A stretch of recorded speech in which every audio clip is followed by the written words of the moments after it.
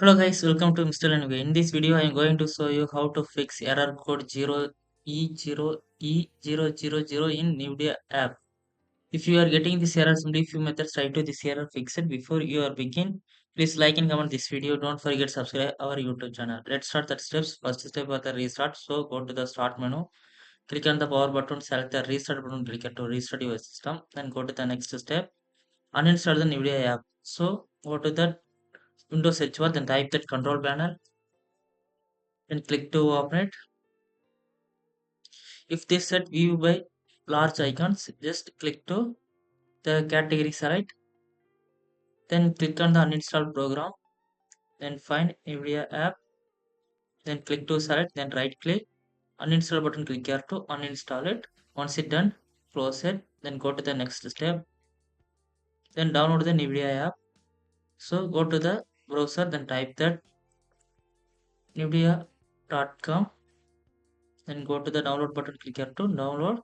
You have already downloaded, click to download it, then go to that software, come take to paste then desktop, then select, then go to the next step. First the run. So go to the Windows search bar, then type the task manager and click to open it.